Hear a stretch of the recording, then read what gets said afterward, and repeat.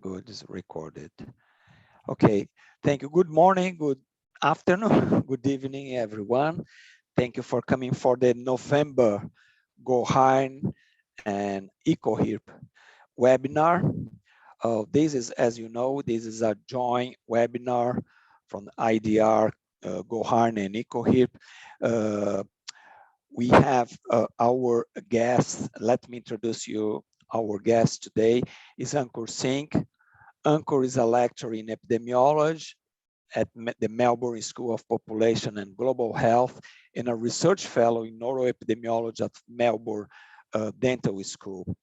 Ankur completed his PhD in population oral health for the University of Adelaide in 2018, where he was awarded with the Dean's Commendation for Research Thesis Excellence. Ankur has been working in many different areas, but the main research focus in examining individual and area level socioeconomic inequalities in health outcomes, including oral health, and modeling effectiveness of policy intervention for the reduction using population-based data. Exactly the topic today. It's a quite challenging and innovative topic. Ankur will deliver a talk about how to reduce oral health inequalities by tackling, by using public policy to tackle some very important risk factors in oral health. So Ankur is going to talk about 30-40 minutes, and please use the chat to make your questions. I will be taking a note of your questions, and after his talk, we can open to the ground. Well, welcome, Ankur. Thank you very much for attending and for accepting our invitation. It's our great pleasure to have you here. It's over to you, Ankur. Thank you. Thank you, Marco. Thank you so much for the kind introduction. Can I just confirm that you can see my screen now? Yeah, all good. Okay, yes. Thank you. Yes, we can.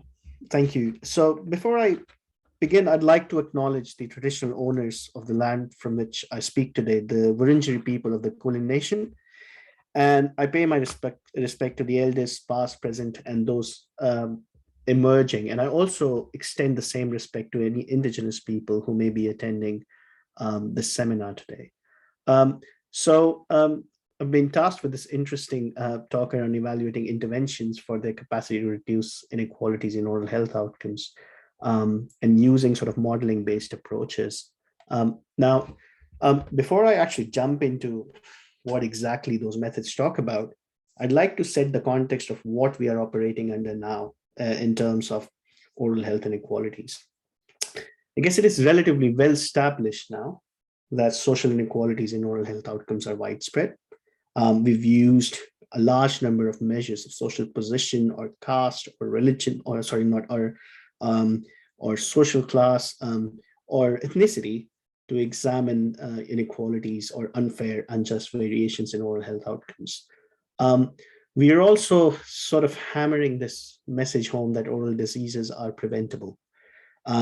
And that's due to the reasons that, the risk factors that we've mapped, most of them seem modifiable, and we can actually change and reduce, sort of oral diseases and oral health inequalities is our consideration.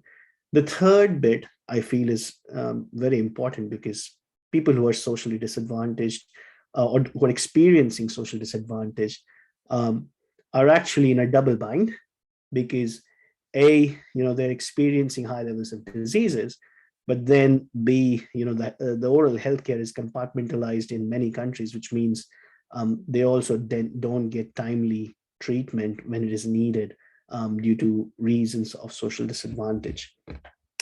So it's quite interesting if you consider these three things. And the fourth is sort of the hard work of many of our colleagues who have put forward that there's a critical and urgent need to shift from treatment to prevention and health promotion in oral health. And I think, again, this is something that has come out of very clearly from Lancet Commission, but also it's sort of an underlying message that we see, prevention should be prioritized than the existing focus in dentistry on treatments as such. I do feel that before moving further, each of these things come with caveats. And at the risk of generalization right now, I feel we should discuss them. So the first point is that although every policymaker knows, or we all know that inequalities in oral health outcomes are widespread, in cases when they have been compared with general health outcomes, inequalities in oral health have been larger. And I'm talking of at least two contexts, the US and Canada, where it has been reported. The second thing, when we say oral diseases are preventable, we make it easy for everyone, but it's not actually easily preventable because the resources to actually prevent oral diseases sort of sits with people with privilege. And it's not really straightforward because there's inequity in access to resources that actually sort of prevent people from oral diseases. Oral healthcare is compartmentalized, but some nations are actually much worse in terms of integration of oral healthcare in general healthcare. So it's not just a black and white kind of thing that oral healthcare is compartmentalized.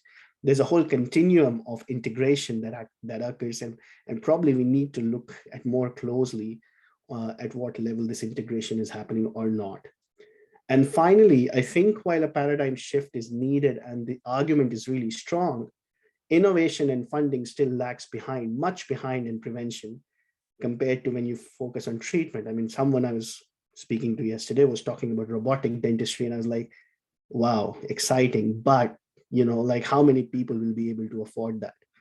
So really, I think this is the context in which we are operating, which makes absolutely essential to consider interventions that reduce social inequalities in oral health. Now, I'd also like to highlight, this is the WHO sort of evidence to decision framework. And my purpose of including this slide right here in the beginning statements is also to say that with sort of modeling work that I'm talking about, we're only looking at few arms of public health decision making, or few components of it, which may be balance of health benefit and harms, health equity, and sort of non-discrimination, and financial and economic considerations. A lot of other pieces to it, which are sort of feasibility or human rights aspect to it, is really not very well understood. So although we can talk very loosely about interventions, like I think the kind of work that I'm talking about today, I'll really like to stress that it just addresses the more so of the evidence effectiveness kind of parts to it. There's also this sort of, if you look at the literature now, and we've been teaching this for a fair bit now, is that health behaviors and stress do not fully explain the relationship between social disadvantage and oral health outcomes. And I've said here that this is what's somewhat known. It's not the full story, and I'll come back to this again. But I feel this is increasingly, we sort of stress that inequalities cannot be removed if we were to intervene on these aspects, which include oral health behaviors and, stress, or you can also consider material factors, because these are really the pathways through which social disadvantage operates and affects in oral diseases. So I've divided this session into sort of two separate parts. One sort of takes the causal inference approaches to simulation modeling, which is really thinking about how your X or the exposure leads to outcome. And the second part is more of like the prospective simulation modeling, which is looking into the future. And that it's got several names here, but the idea is you really simulate at a population level what the outcomes for interventions are going to look like into the future. So moving on to the another important bit that I feel must be clarified is we for sure know that social inequalities in oral health outcomes can be reduced by population health interventions. But interventions cannot be just loosely, people would not put their money on interventions just on that statement itself. And this paper is quite interesting by Sharon Goldfield and colleagues, because it talks about, precision policy responses and a lot about like what sort of more information we need about intervention. I think we have not really dealt with so well is because the focus has largely been even not on identifying effective interventions, because I don't think evaluation has happened so much in terms of interventions reducing oral health inequalities. But there are much more aspects to interventions that we need to know. There are ideal time points, when to intervene, the duration, how long those interventions should be implemented on, at what intensity should that be applied. And for me, I've just added on what scale does the intervention reduces inequality, on the absolute scale, on the relative scale, because all those things are not always like, reducing inequality on either of the scales may mean completely different things. So I feel like that kind of precision of interventions is much more needed rather than generic sort of knowledge that interventions are reducing oral health inequalities. So that's where we move into the space of like identifying effective interventions using causal inference space. And you can think of a measure here, for instance, educational attainment, and your outcome here could be dental caries. And basically, in a causal inference way, you're looking at the effect of education on the outcome, which is dental caries. And it's sort of retrospective, because what we are dealing with right now is what if people who had high education, had low education, will their oral health or will their dental caries levels be different? So it's kind of a what if scenario. It's working on a kind of a counterfactual basis. And just to hammer that home, I think I've put this, many of you may have seen it, but this is a movie trailer, and just, I really want you to go through it. It's a very short video.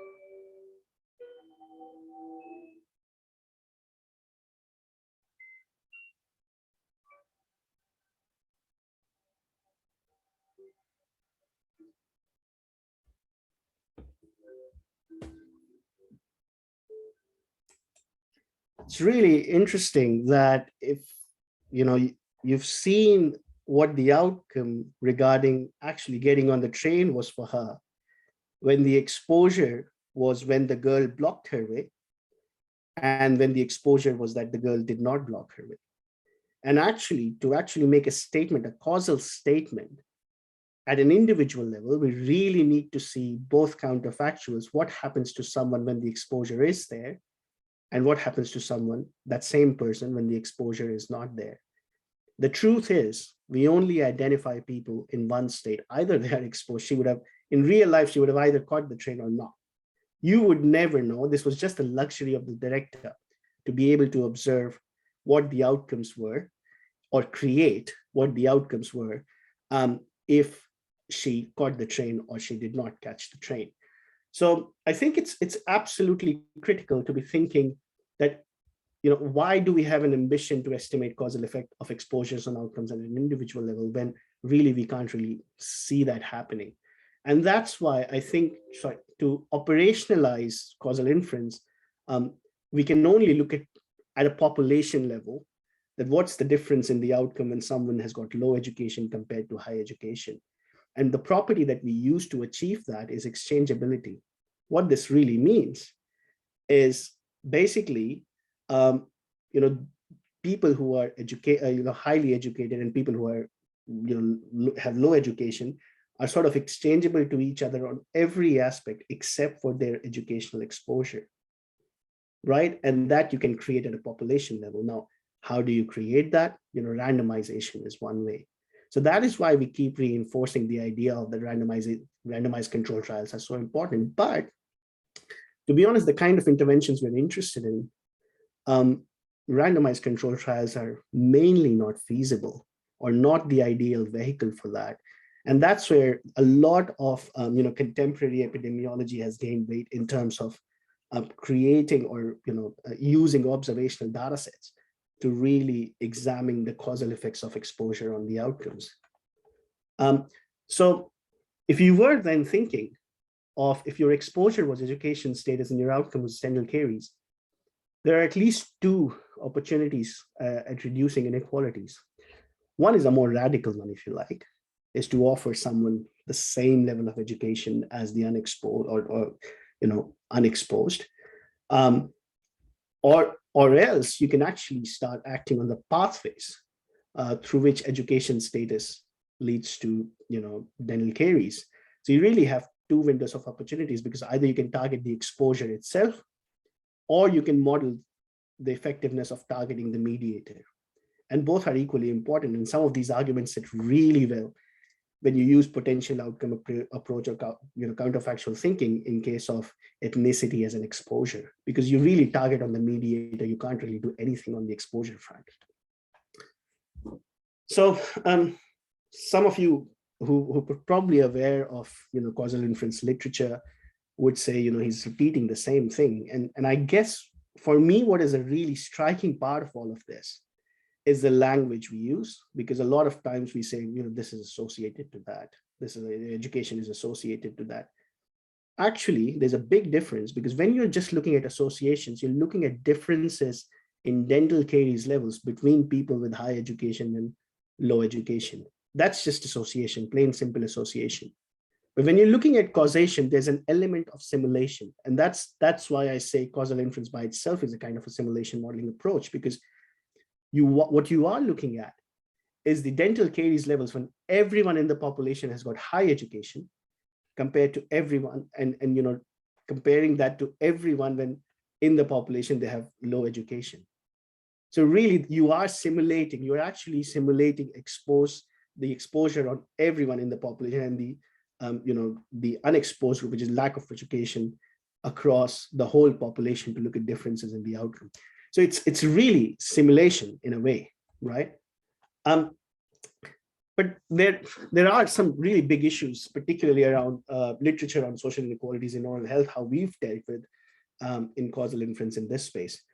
The first is, I stress the role of mediators, because as we know from my previous slide, that can be an important point for interventions to reduce social inequalities in oral health. So let's have a look at this one. So I just, this is the same slide that I presented earlier, but basically what each of these studies were, and there are many more examples, were doing is really looking at change in regression coefficients once you include mediator into your model. Now that way of looking at mediation is the old way, which is the Barron's and Kenny's approach. Highly popular, but there are problems. It cannot deal with two things when you're looking at mediation. The first, it cannot deal with exposure-mediator interaction. What I mean by that, I'll explain once I present a causal map. And the other thing, it cannot deal with exposure-induced mediator outcome confounding. So I've just expanded on our idea of implementing on, let's say, high sugar consumption and or education to reduce inequalities in or educational inequalities in dental caries, if you think. So these are my confounding factors, right? And basically, remoteness can be a common cause or a confounding factor for education status and high sugar consumption. Likewise, household income can be a confounding factor for high sugar consumption and dental caries. And in this case, you really have both. You have exposure-mediated interaction. What I mean by that education status and high sugar consumption, when combined together jointly, can increase the risk of dental caries rather than one of them acting alone. That is exposure-mediated interaction. There is also clearly educational status can actually influence people's household income. And that is an exposure-induced mediated outcome confounding. So frankly, both types of these biases, the major problems exist in the kind of literature we are focusing on. The third main problem is all of those studies were cross-sectional. So what it is assuming, sort of education has got an instantaneous effect on high sugar consumption, it's got instantaneous effect on dental caries.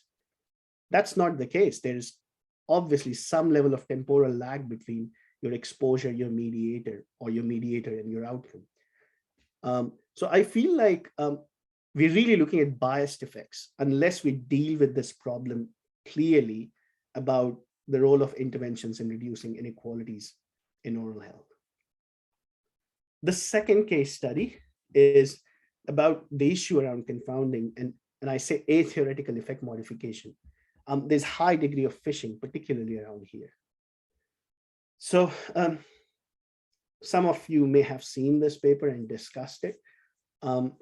By any means, this is an insanely high level of altmetric score for any paper ever, which just means how much people have taken this up in their interactions. I have actually seen water filters sort of selling, using this paper to actually say, how do you remove fluoride from water and so on. But you can see in how many different ways this sort of paper in JAMA Pediatrics can be applied and used. I did a small task. I actually brought their analysis in terms of a causal map, what you call as a directed acyclic graphs, and really saw what they've tried to achieve here. So in their paper, they first mentioned a large number of confounding factors that they were interested in looking for when examining the relationship between maternal fluoride, which is the exposure during pregnancy, and the effect on child IQ during 3 to 4 years. This is a really controversial paper, which actually said that fluoride intake during pregnancy reduces child IQ. Now, in their analysis, rather, the confounding factors were reduced to only a few of those which were listed here. The reason they used a statistical significance for selecting the confounding factors they control for, which is not the recommended way of dealing with them. So really, there could be heaps residual confounding here, but they did that. When the exposure was maternal urinary fluoride, way of measuring fluoride, when maternal fluoride intake was the exposure, they again had different set of confounding factors, not based on theory at all, completely based on statistical significance and p-values. What was also shocking, that they actually reported that the association was present in only one of the sexes. And frankly speaking, there is no theoretical reason why the effect of fluoride on child IQ will be different for one sex than the other, or across sexes. So it's just, and this is dangerous, right? This evidence has been applied and used for a range of non-relevant reasons. But it just tells you how bias can drive these findings, and really how that can impact on evidence, if you like, on oral health inequalities. So for this section, I think I'd say that causal maps, as you've seen, make biases transparent. And the effects now with the flexibility in choice of regression models, these new kind of contemporary epi methods allow, you can present estimates on both absolute and relative scales, which is really strong. I think particularly for mediation, the natural indirect effect or the controlled direct effects for interventions give you insights on how much acting on the mediator is going to reduce inequalities. And now modeling dynamic interventions is also possible. So methods like GComp, I saw Marco and Gustavo also here in the audience who've got really interesting papers using this technique, where you can look at changes in exposure and changes in mediator over time, because we're not interested in static exposures. We really want to see what happens when these things change over time. confounding information bias and selection bias are, always threats to internal validity, which should be really carefully dealt with, as we've seen what happens when we don't do that. And finally, I feel this important is as, external validity is as important as internal validity. We can address all of this, but you take the same study findings to a different context or a different subpopulation group, and the effects of the interventions will be completely different. So I guess, I think for this part, it's really critical how we are using causal inference to address interventions on inequalities in oral health. Now, I'm jumping now into sort of simulation modeling approaches for which are prospectives or mathematical, models to look at impacts into the future of interventions. And this is the idea, right? Because simulation or simulator, if you can think of, is basically you won't really like your pilot to be testing strategies mid-air. Or what if I do this? And why would we expect the same from our policymakers? I think they really need a little more help and information about what are we going to do about interventions. So public health decision making, as I said in the previous, the WHO integrate framework, is really difficult, right? And this is just for one intervention that policymakers are sort of right now blindly going to open one of these doors and see what's going to happen. But there is opportunity cost, right? If you intervene using one intervention, you may actually be going wrong, and that resource, those finite resources, will be spent not adequately. And in one of the ICOHIRP seminars by my colleague John Rogers from Australia, he actually put it really nicely. He said, these are not just doors, these are lifts. They can actually take you up in terms of reducing inequalities or down. So the risk is very, it's very high, value or high stake. But policymakers are not just making decisions based on one risk factor by itself. They are actually comparing across many risk factors, right? So they'd be working across tobacco, nutrition, fluoridation, housing, and so on. So really, we want a common parameter on which these interventions can be compared to each other. And when they can be compared to each other, that could be either their equity impact, their population health gains, or their cost, whatsoever. But we need a common reference point for comparing these interventions. Marco, please let me know if I'm going wrong with the time, but I hope it's going fine. Oh, go ahead. We have some time. Okay, so our colleagues in New Zealand at University of Otago found a solution for this problem, where they looked at simulation models applied in Australia and New Zealand across, all public interventions, and then they ranked them. So this is a league table where they ranked interventions by their, health adjusted life years gained or DALYs lost. And what you can see clearly is an intervention like tax and subsidy on food lies right on the top, while dietary advice for people at high risk of heart disease is right at the bottom, really little health gains.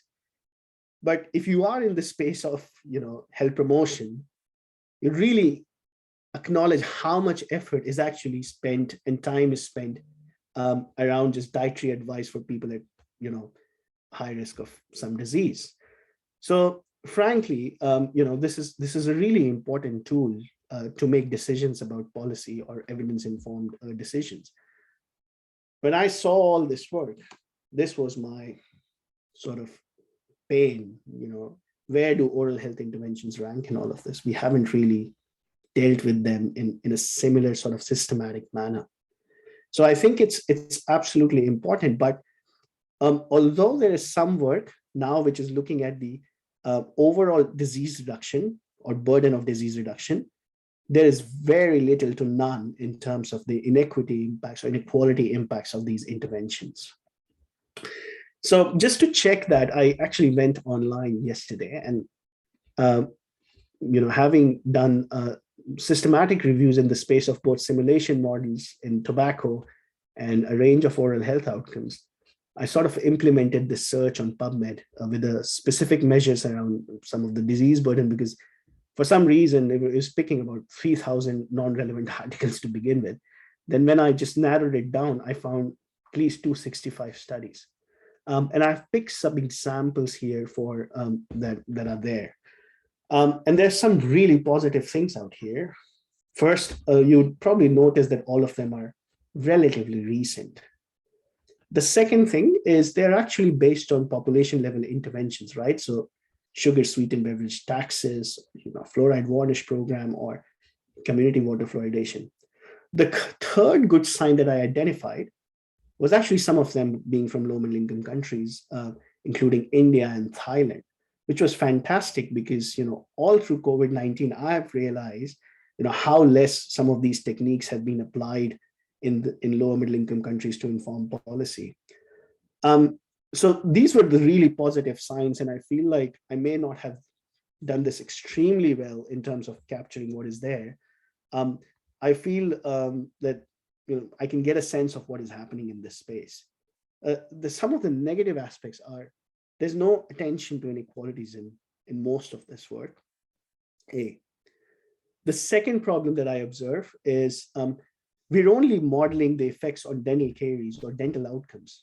While we know some of these interventions, particularly around sugar or tobacco, are going to impact a large number of health conditions.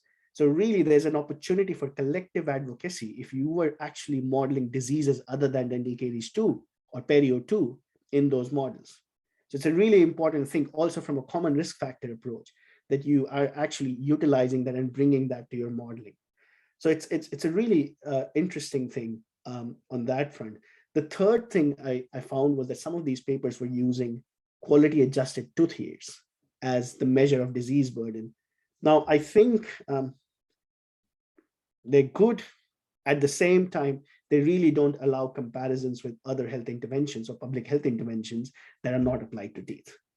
So it's really sort of trying to, pivot this sort of simulation modeling studies to look at inequities, but also then look at,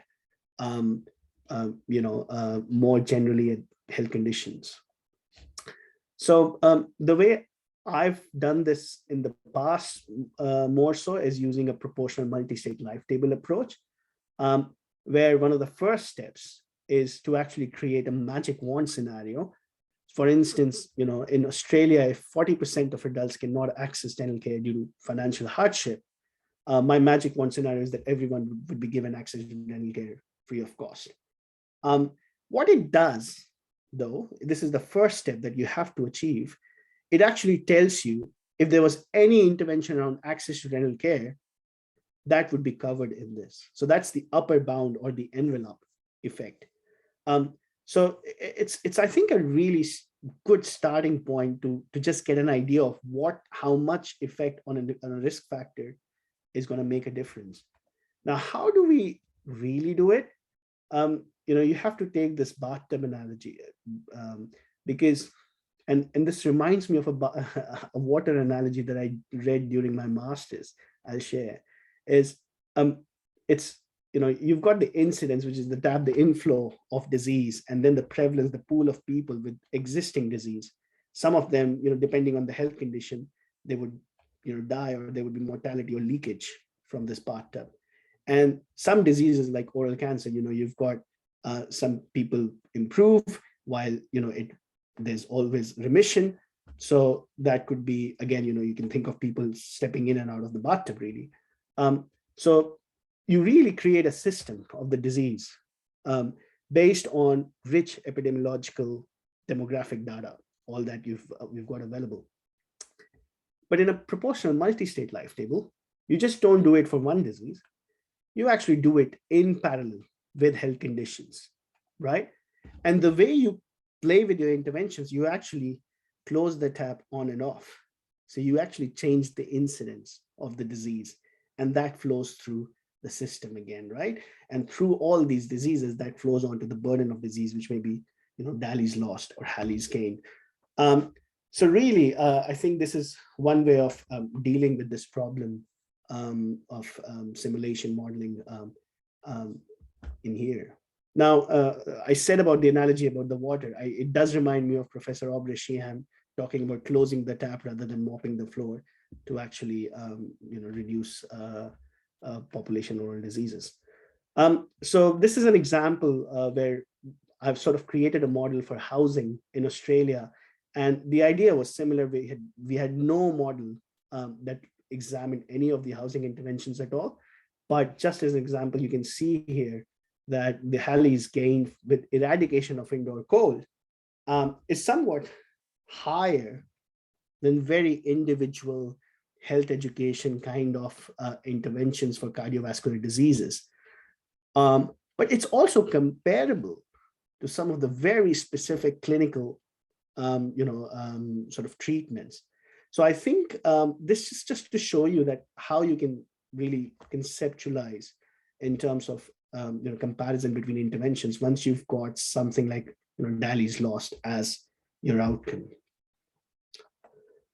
So for those of you who may be interested in this, this paper in International Journal of Epidemiology has got really well detailed in terms of how do we really apply multi-state life table modeling. But this is an example basically which capitalizes on data on global burden of disease, from global burden of disease in a really low income setting where you can't, there's absolute lack of data if you were to do this, based on just primary data in Solomon Islands. So it's an opportunity that has never existed, and we should do as much as possible on that front. But more so for this audience, I think it's absolutely important to highlight that these simulation models have also been applied to inform investments to reduce inequalities. And this is a paper by Macaulay in UK, where on your y-axis, you've got relative index of inequality. And on your x-axis, you've got health impact or population level health impact. And what you can clearly see here for an intervention like living wage, there's high levels of health gain, but there's also high levels of reduction in inequalities, right?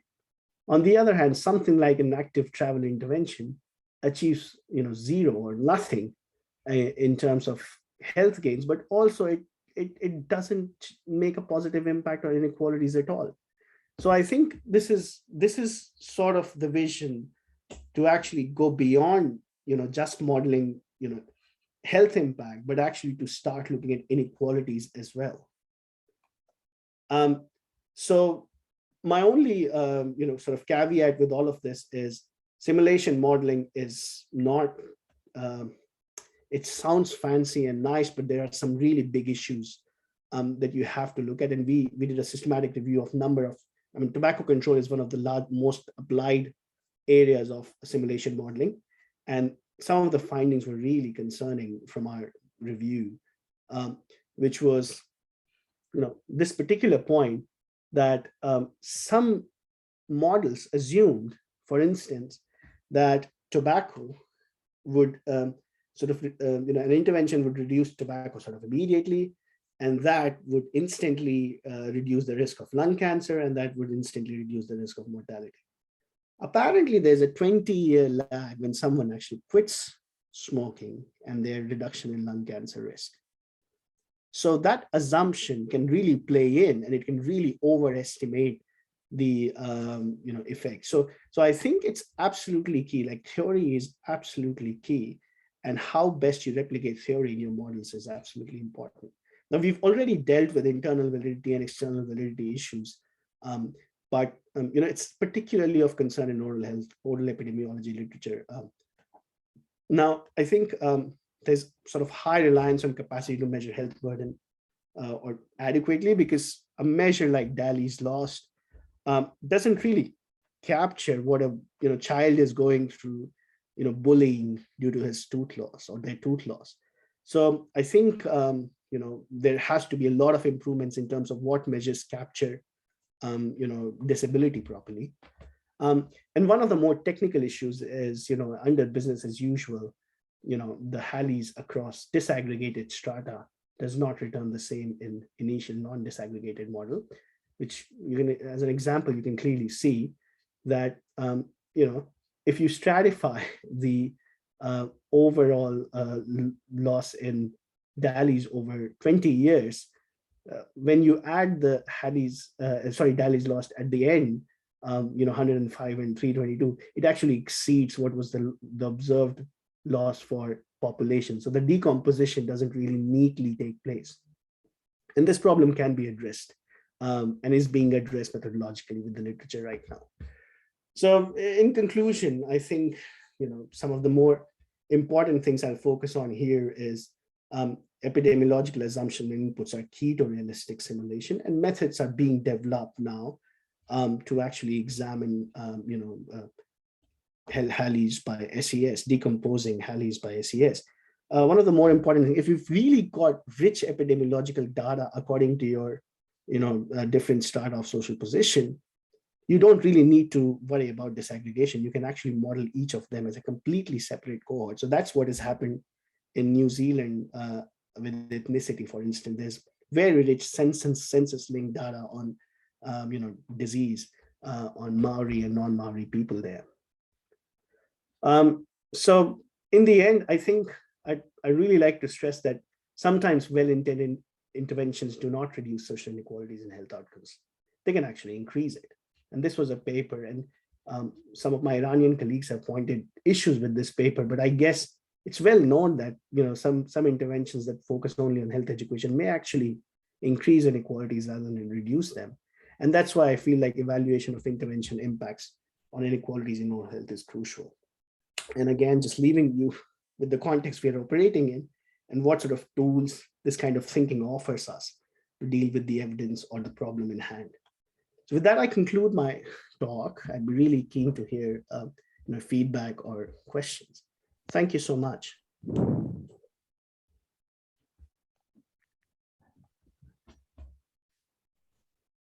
Thank you, Ankur. Thank you very much for your excellent presentation. I think that you have focused on at least 3 different aspects: the theoretical background, that interventions and preventions as different that most people assume sometimes can widen socioeconomic inequalities. The second one is the methodology that is, to the best of my knowledge, is barely found in dental literature, some kind of simulation. And there is a practical implication for this, because currently we are discussing some interventions. For example, the sugar policies. There are some competing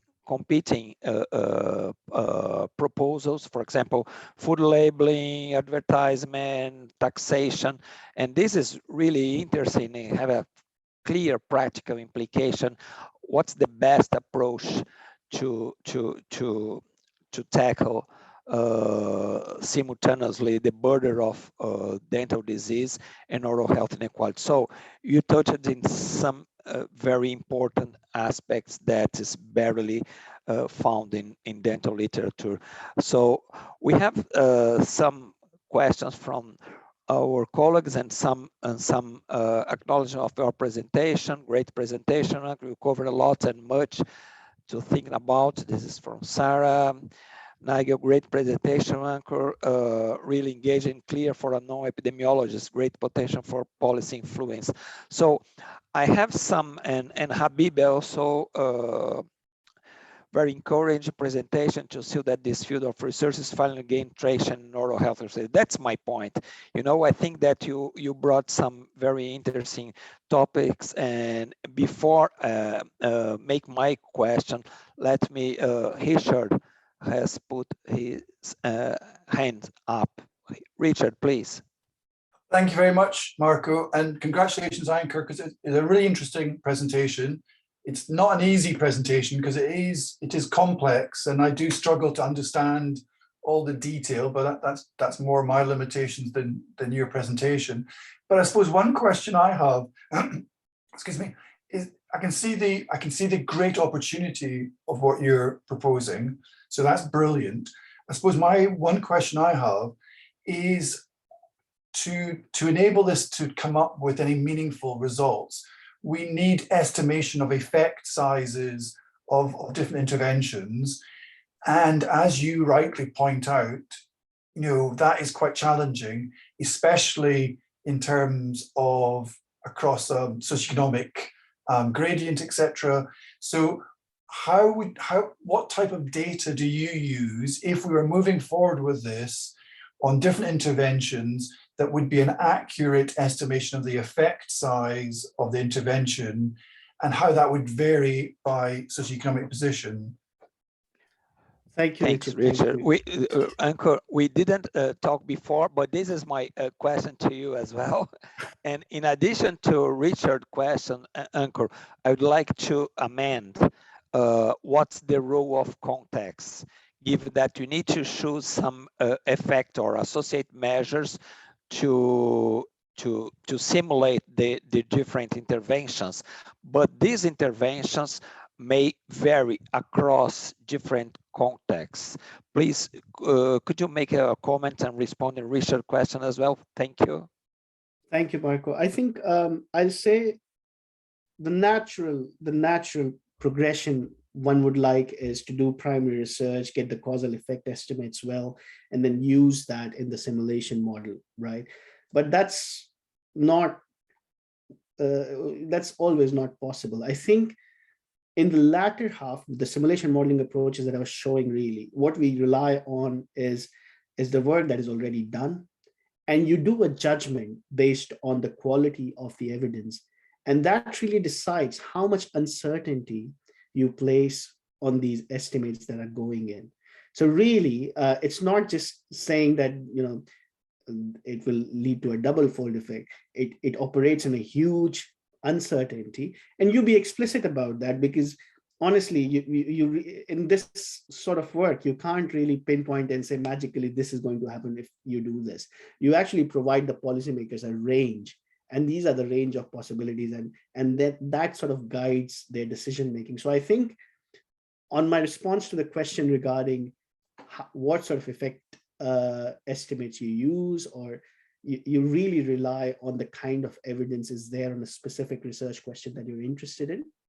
And that's why there's a lot of like review work in the background, and you really take into account the quality of the data, and you make sure that you put them as the uncertainties that go in the model.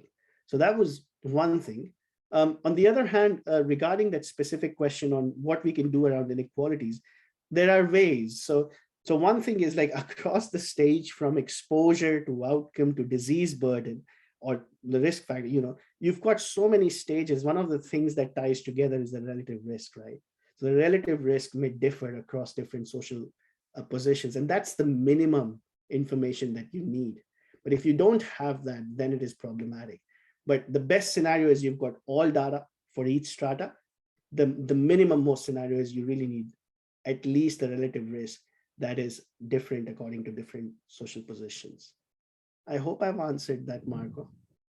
Yeah, thank you, Ankur. Before Sarah has a question as well, but before Sarah, just Tan asked, this is a very important, I'd like your comment, because RCT usually are considered the gold standard, and currently there is many controversy about that actually RCTs, it's hard to generalize, or really most of time conducted in high risk groups, and also some very specific target population.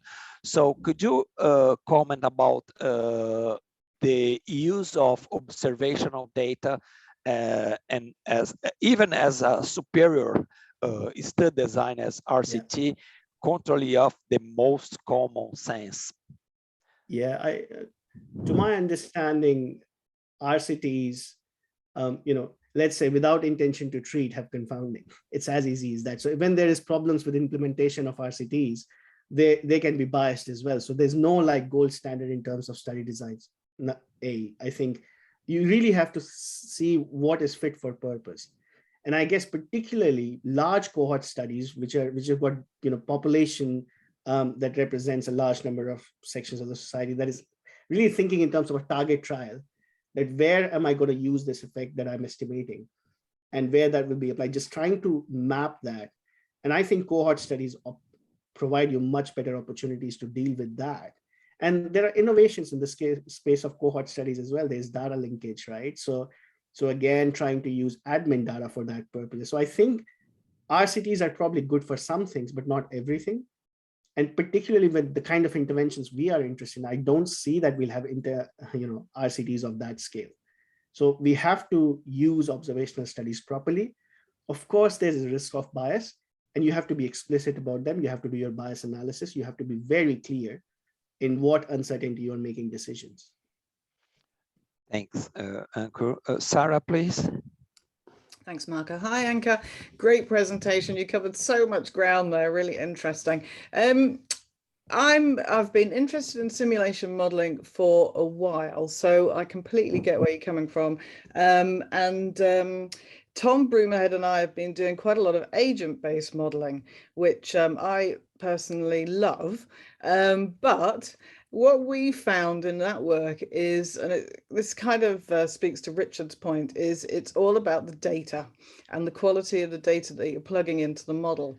So they are really powerful simulation and agent-based modeling approaches, and they can tell us loads at relatively cheap cost compared to running an RCT, let's say. But it's completely dependent on the quality of the information that you're plugging into your models. Now, and I would say that obviously we see loads of secondary analysis studies now. How can we get around that? Because one of the issues is with secondary analysis is it's all about the variables that you want to use. And those variables are often not collected in these big surveys to test pathways, let's say, to inequalities. So it comes down to data linkage, doesn't it then? Because you have to link from various sources. So you've got lots of potential problems there. So that's me rambling, Ankur. I'm just wondering from your perspective, what you would think about that in terms of quality of data, where it can come from, what we can do to get good quality data to plug into such models. Thank you, Sarah. I think that the two or three elements in that, the agent-based modeling, of course, is much more powerful than the stuff actually I was talking, because you are doing micro simulation, you're letting people move, which in macro simulation, you're making a cohort move together. So there are a lot of things you can play with when you're doing micro simulation than macro simulation. My question regarding data is, I feel, I may be wrong in this, but maybe my career stage is a bit early on that, but I feel like there's a lot of data that is lying and is not being used as well. So rather than creating new data, I think it's the onus is on to actually effectively use that data, acknowledge what the limitations are, address that in future as we are going forwards. I feel like we'll never have a very narrow confidence in terms of, disease burden reduce or inequality reduce. But as the data will get better with time, you can always plug in and check and see how big difference it is making in future.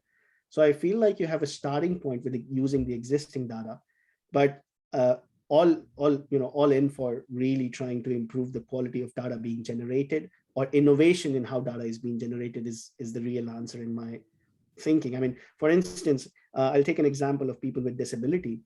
Honestly, I've realized they were excluded from population health service. So think about that you've got a major type of inequality completely, you've got a blind spot in terms of data in that.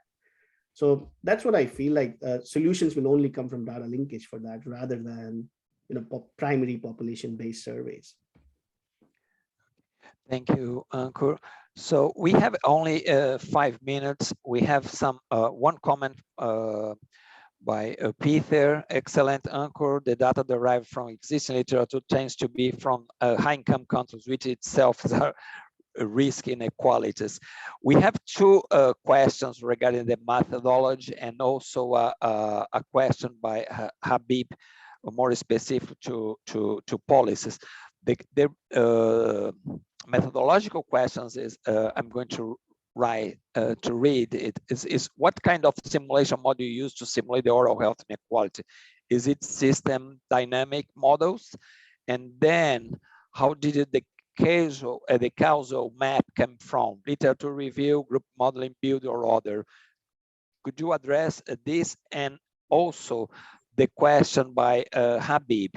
Ankur, do you have any examples where modeling has in fact really influenced this very important question, influence policy decision in public health?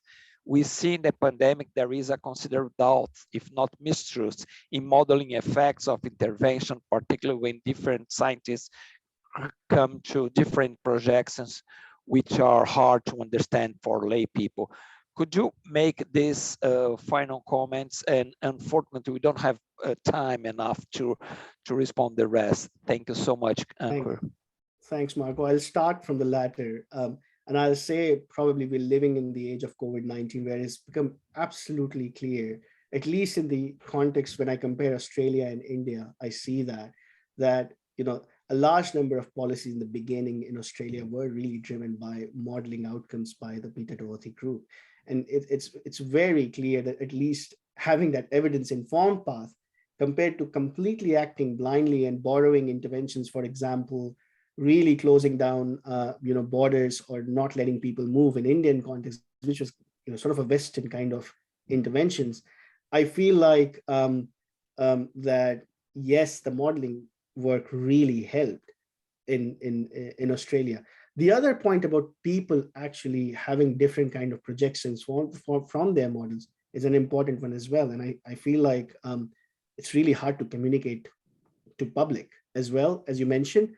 But to be honest, I mean, it's a problem now because I mean, someone can ask me whether this vaccine will prevent me from death or not, and I really can't answer that. But the public will really ask me that question and push me for that. So I feel that's a dilemma. I really don't have an answer, Habib, exactly on how communication problems of science can be dealt with. It's an interesting problem. I keep thinking about it for sure. And causal inference, the causal maps are literature driven, theory driven. There's nothing fancy statistical analysis about it. It has to be theory driven. Thank you, Ankur. Well, unfortunately, we don't have time, but for those people who attended and are interested in this topic, I can say that this will be presented at next IADR symposium. Ankur will be delivered this speech with some colleagues as well to address how different policies can reduce simultaneously the burden of disease and also socioeconomic inequalities. Well, thank you, Ankur. Great presentation. Thank you, everybody, for your questions and your attention. And well, we have our December ICOHIRP webinar on the 8th of December with our colleague Benoit Varenne from the WHO. So see you then. Thank you, everybody. Thank you so much. Thank you, Ankur, again. Thank you. Thank you.